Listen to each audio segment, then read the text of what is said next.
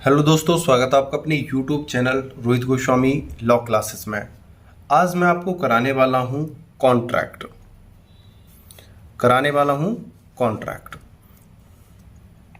जिसको हम बोलते हैं संविदा यानी कॉन्ट्रैक्ट। अब एक बात आप समझ लेना, क्वेश्चन को देखने से पहले, अगर आप LLB फर्स्ट ईयर के स्टूडेंट हो या आप सेम फर्स्ट सेकंड के स्टूडेंट हो, यानी कि कहीं पर जो पेपर होते हैं वो LLB में एक साल में एक बार होते हैं, 1 ईयर में 1 टाइम होते हैं, और कहीं पर एक साल में 2 बार होते हैं। तो हमारा जो संबंध है वो संविदा से है, ईयर या सेमेस्टर से नहीं है। अगर आप सेमेस्टर वाइज हो, अगर आप सेकंड सेम के स्टूडेंट हो तो आप सेम सेकंड की वीडियो देखना, ठीक है। मैंने प्लेलिस्ट में एक आपका एक कोड वो बना रखा है ग्रुप, उसमें जाके देख लेना। अगर आप LLB फर्स्ट ईयर के हो और आपका कॉन्ट्रैक्ट एक बार में ही आ रहा है टोटल, तो आप सेम फर्स्ट और सेम 2 कॉन्ट्रैक्ट की दोनों की वीडियो आप देख लेना, तो वहाँ से आप कंप्लीट कर लोगे, ठीक है। ज़्यादा बात ना करते हुए हम पहले अपने क्वेश्चन को रीड करेंगे। जैसे हम बताते हैं, क्वेश्चन को 2 टाइम रीड करेंगे और फिर उसके बाद आंसर को सॉल्व करेंगे, और ज़्यादा बात नहीं करेंगे। और बस आपसे एक छोटी सी रिक्वेस्ट है, अगर आपने हमारे YouTube चैनल को अब तक लाइक शेयर एंड सब्सक्राइब नहीं किया है तो प्लीज़ कर लो, और बेल आइकन घंटी को दबा लो, जिससे कि आपको जब भी कोई नई वीडियो आएगी तुरंत पता चल जाएगा, जिससे आप एक बेटर और अच्छी तैयारी कर पाओगे, ठीक है। अब हम चलते हैं अपने कॉन्ट्रैक्ट के क्वेश्चन पे। क्वेश्चन है हमारा, क्या नाबालिग होता है जिसकी उम्र 18 वर्ष से कम होती है? क्या नाबालिग को साझेदारी में शामिल किया जा सकता है? एक फर्म होती है कोई कंपनी, कोई जहाँ पे उद्योग होता है या कोई व्यवसाय जहाँ पे कोई कार्य होता है। एक फर्म में सम्मिलित अवयस्क यानी नाबालिग के अधिकार एवं उत्तरदायित्वों का उल्लेख कीजिए। क्या नाबालिग को साझेदारी में शामिल किया जा सकता है? पहले तो ये बताओ, क्या एक 18 वर्ष से कम उम्र के बच्चों को साझेदारी में शामिल किया जा सकता है? पहले तो ये बताइए। एक फर्म में यानी किसी कंपनी में या उद्योग में सम्मिलित नाबालिग के अधिकार एवं उत्तरदायित्वों का उल्लेख कीजिए। अगर किया जा सकता है तो उसके उत्तरदायित्व और अधिकारों का उल्लेख कीजिए। तो ये था हमारा क्वेश्चन, अच्छे से हमने रीड कर लिया है। अब हम चलेंगे इसके आंसर की तरफ, ठीक है। अब देखते हैं हमारा जो आंसर है उसे देखते हैं। नाबालिग का साझेदारी में प्रवेश, सेक्शन 5 के अनुसार, धारा 5 के अनुसार साझेदारी का जन्म संविदा से होता है, न कि स्थिति से। अतः साझेदारी के निर्माण के लिए संविदा का होना आवश्यक है, किंतु संविदा अधिनियम की धारा 11 के अनुसार एक नाबालिग द्वारा की गई संविदा शून्य होती है। यहाँ पर एक बात कही गई है कि किसी भी व्यापार को करने के लिए, किसी भी व्यापार में शामिल होने के लिए संविदा का होना बहुत जरूरी है। संविदा का मतलब होता है कॉन्ट्रैक्ट, आपस में समझौता होना। जैसे 2 लोग आपस में व्यापार करना चाहते हैं तो पहले वो आपस में डिस्कशन करेंगे कि भाई इतने पैसे लगाने हैं, इतना खर्च होगा, इतना मुनाफा होगा तो इतने इतने पैसे होंगे, यानी कि पूरी व्यवस्था अपनी बनानी है, पूरी बात करनी है। और जो संविदा होगी वो 18 वर्ष से ऊपर के व्यक्ति के द्वारा होगी। संविदा का मतलब है 2 लोगों का आपस में मन मिलना और कोई व्यापार करना। और संविदा अधिनियम की धारा 11 के अनुसार एक नाबालिग द्वारा किया गया संविदा शून्य होती है। और यहाँ पर क्या बोला गया है, संविदा अधिनियम, कॉन्ट्रैक्ट का जो अधिनियम है हमारा, संविदा अधिनियम की धारा 11 के अनुसार बोला गया है कि कॉन्ट्रैक्ट तो 2 लोगों के बीच में ही होता है, ये सही बात है। आपस में समझौता होना चाहिए, डिस्कशन होना चाहिए, तभी कॉन्ट्रैक्ट होता है, संविदा होती है, आपस में व्यापार होता है। लेकिन अगर कोई 18 वर्ष से कम का बालक है, कोई नाबालिग है, अगर वो आपसे कॉन्ट्रैक्ट करता है और उसने आपसे कॉन्ट्रैक्ट कर लिया है तो वो जो है शून्य संविदा होगी, यानी शून्य कॉन्ट्रैक्ट होगा, शून्य संविदा होगी, वो आपका समझौता नहीं माना जाएगा। ये कौन कहता है? ये संविदा अधिनियम 11 कहता है। फलस्वरूप कोई भी नाबालिग फर्म में साझेदार नहीं बन सकता और कोई भी व्यक्ति कंपनी में, फर्म में या किसी भी व्यापार में साझेदार नहीं बन सकता। इस संबंध में साझेदारी अधिनियम की धारा 30(1) स्पष्ट रूप से कहती है कि प्रत्येक ऐसा व्यक्ति जो नाबालिग है किसी फर्म में साझेदार नहीं हो सकता। देखो, यही बात तो कहती है हमसे संविदा अधिनियम की धारा 11। यही बात तो कहती है संविदा अधिनियम की धारा 11 कि कोई भी नाबालिग व्यक्ति काम में साझेदार नहीं हो सकता, ना ही संविदा कर सकता है, ना ही कॉन्ट्रैक्ट करता है। यही बात कहती है साझेदारी अधिनियम धारा 30(1) कहता है, यही बात 30(1) कहता है। लेकिन ये तो क्लियर मना करता है, लेकिन ये इसमें कुछ ऑप्शन देता है। इसमें क्या कह रहा है? किंतु वो यह स्पष्ट रूप से कहती है कि प्रत्येक ऐसा व्यक्ति जो नाबालिग है किसी फर्म में साझेदार नहीं हो सकता है, किसी फर्म में साझेदार नहीं हो सकता है जो नाबालिग है, किंतु सभी साझेदारों की सहमति से साझेदारी के लाभों के लिए उसे फर्म में प्रवेश किया जा सकता है। संविदा अधिनियम की धारा 11 मना करती है और साझेदारी अधिनियम 30(1) की धारा कहती है कि उसके जो संविदा है वो तो नहीं ली जा सकती, वो अनवैलिड है। लेकिन अगर जितने भी उस फर्म में साझेदार हैं, अगर वो चाहें तो उसको साझेदार बना सकते हैं। इस प्रकार स्पष्ट है कि कोई नाबालिग साझेदारी के लाभों में शामिल किया जा सकता है। साझेदारी के लाभों में तो शामिल किया जा सकता है, लेकिन संविदा यानी कॉन्ट्रैक्ट में शामिल नहीं किया जा सकता। और यही हमसे क्वेश्चन करा गया था, क्या नाबालिग को साझेदारी में शामिल किया जा सकता है? जी हाँ, नाबालिग को साझेदारी अधिनियम की धारा 30(1) के द्वारा साझेदारी यानी फर्म में साझेदार शामिल किया जा सकता है। ध्यान रखना, इसका ये शॉर्ट में भी क्वेश्चन आ सकता है, 10 नंबर में, 5 नंबर में, 4 नंबर में वेरी शॉर्ट भी आ सकता है। ध्यान रखना, क्या नाबालिग को साझेदारी में शामिल किया जा सकता है? जी हाँ, नाबालिग को फर्म में संविदा के लिए तो शामिल नहीं किया जा सकता, व्यापार के लिए, समझौते के लिए, लेकिन उसको साझेदारी में शामिल किया जा सकता है। उम्मीद करता हूं ये बात आपको अच्छे से समझ में आ गई होगी। और आगे चलते हैं। नाबालिग की फर्म में स्थिति, मतलब नाबालिग की जो फर्म में जो पोजीशन होती है वो क्या होती है? नाबालिग की फर्म में पोजीशन, जब किसी नाबालिग के फर्म के लाभों में शामिल हो जाने के बाद उसकी स्थिति अर्थात अधिकार और कर्तव्य निम्न प्रकार के होते हैं।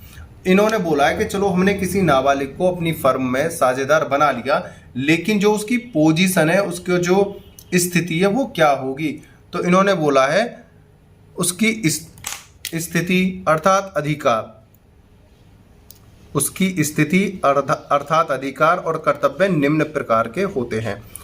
वो कौन कौन से होते हैं वो देखते हैं। नाबालिग की अवधि में कर्तव्य और अधिकार, ये देखो, आप ये वाली लाइन भी ना लिखोगे ना तो कोई दिक्कत नहीं है। ये वाली आप है ना, इस वाली को अगर आप ऐसे करके कट कर लो, ठीक है ना, ये खामो खा की चीज़ है, ठीक है, इसे कट कर देना, इसे मत याद करना ना लिखना, ठीक है। अब हमें सीधा क्या करना, नाबालिग की फर्म में स्थिति, उसकी स्थिति अर्थात अधिकार और कर्तव्य निम्न प्रकार के होते हैं। पहले नंबर का हमने ये ले लिया, इसको हमें कट कर देना, ठीक है, ये कट कर दिया हमने।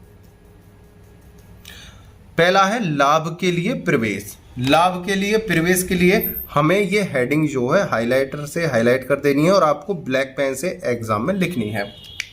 इसको रीड करते हैं। देखो भैया, एक बात बता दे रहा हूं, कॉन्ट्रैक्ट में केस पे और सेक्शन पे बहुत ज्यादा ध्यान दिया जाता है। इन सेक्शनों को आप अच्छे से याद कर लेना, ठीक है ना। लाभ के लिए प्रवेश, लाभ के लिए जो प्रवेश होगा सेक्शन 30(1) में होगा, ठीक है। 30(1) के अनुसार यद्यपि नाबालिग को फर्म में साझेदार नहीं बनाया जा सकता, किंतु उसे फर्म के लाभों में शामिल किया जा सकता है, बशर्ते कि सभी साझेदार सहमत हों। मतलब उसको साझेदार तो नहीं बनाया जा सकता, उसको मतलब उसने कहा कि भाई मैं व्यापार करना चाहता हूं आपसे, तो उसे व्यापार करने के लिए नहीं सहमत होंगे क्योंकि वो नाबालिग है, क्योंकि कोई भी नाबालिग संविदा यानी कॉन्ट्रैक्ट व्यापार नहीं कर सकता है। लेकिन साझेदारी के जो लाभ प्राप्त होंगे उन लाभों में तो शामिल किया जा सकता है, व्यापार में नहीं।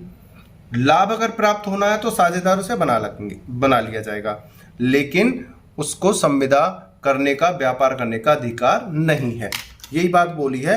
लाभ के लिए प्रवेश, धारा 30(1) के अनुसार यद्यपि नाबालिग को फर्म में साझेदार नहीं बनाया जा सकता, किंतु उसे फर्म के लाभों में, ध्यान रखना, साझेदार नहीं बना सकते हैं, लेकिन लाभ जो हमारे बेनिफिट जो होगा, प्रॉफिट जो होगा, उसमें शामिल किया जा सकता है, बशर्ते कि साझेदार सहमत हो। जितने भी सभी साझेदार हैं, जो जो उस कंपनी में साझेदार हैं, वो सहमत होने चाहिए। ठीक है, आगे चलते हैं।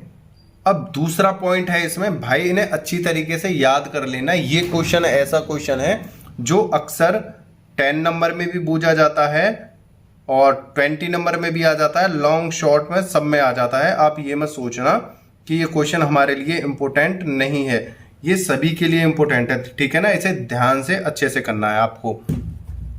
अब हमें अपनी दूसरी हेडिंग ले लेनी है। अब इसे देखते हैं, नहीं, लाभ और संपत्ति में हिस्सा पाने का अधिकार। लाभ और संपत्ति में हिस्सा पाने का अधिकार, इसे देखते हैं।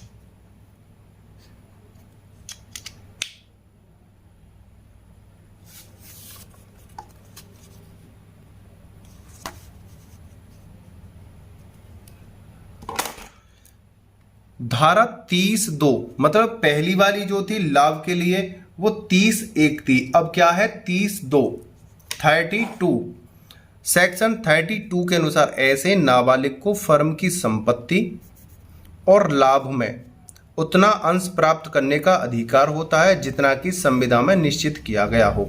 यानी कि जब उस बच्चे को साझेदार में शामिल किया गया है, उस वक्त जितनी उस बच्चे के लिए जो निश्चित की गई है संविदा में कि इस बच्चे को इतना लाभ हम देंगे, इतने % लाभ देंगे या बराबर बराबर लाभ देंगे, जो निर्धारित होता है उस लाभ को उस बच्चे को दिया जाता है।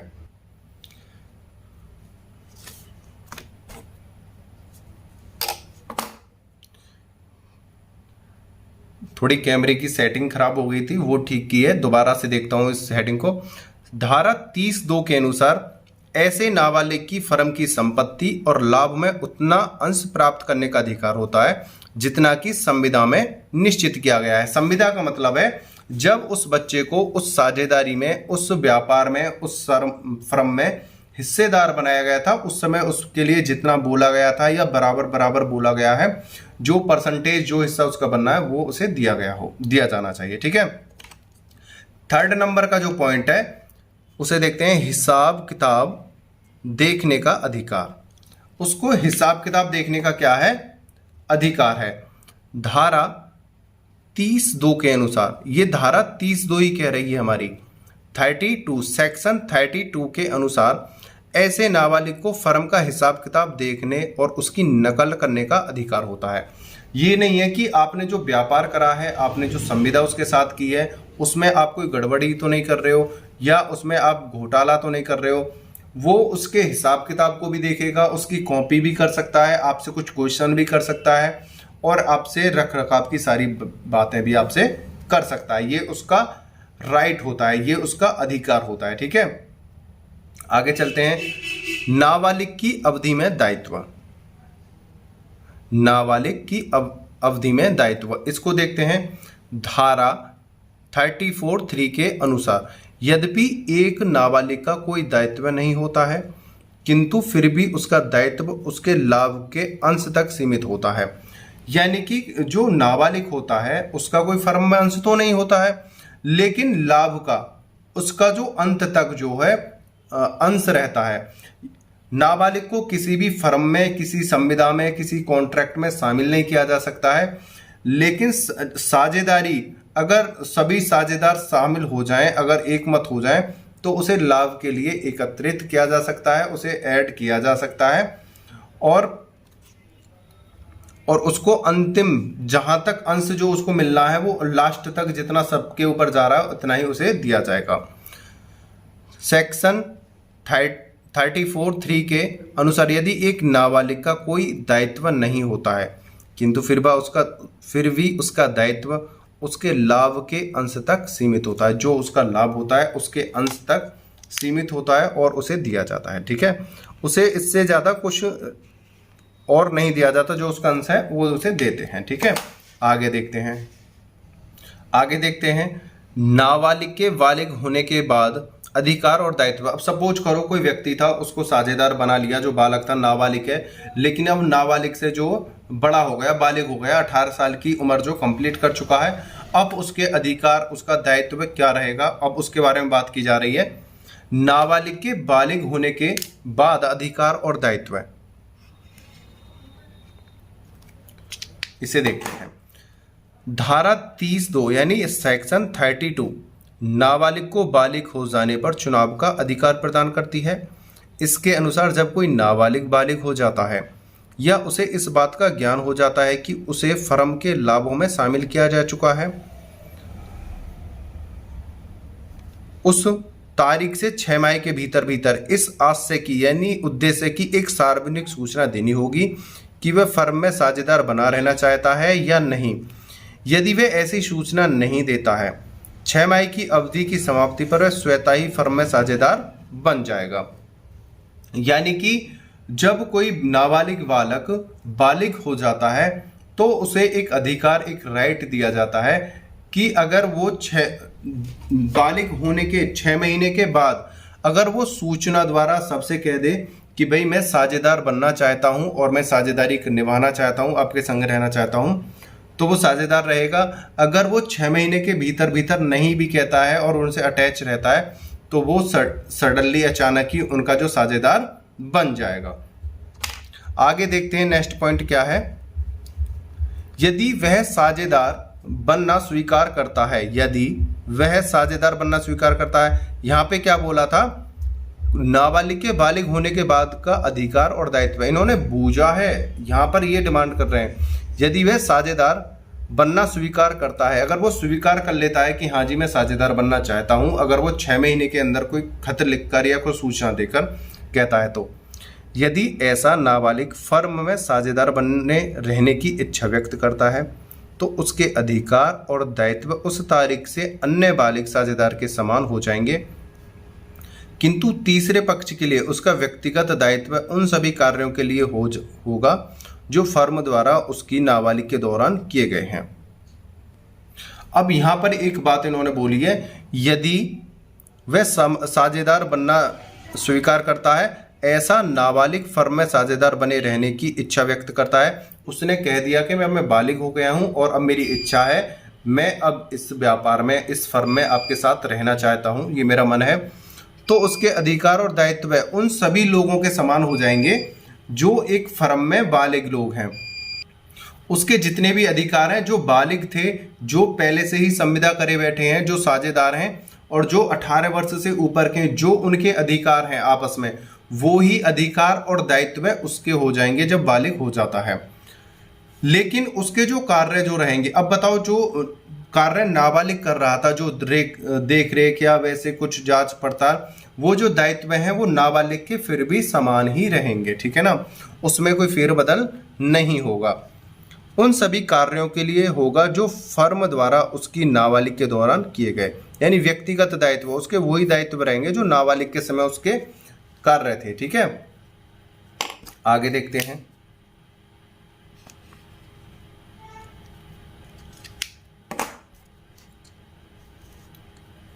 यदि वह साझेदार बनना स्वीकार नहीं करता, ऐसी अवस्था में उसके अधिकार और दायित्व निम्न प्रकार के होंगे।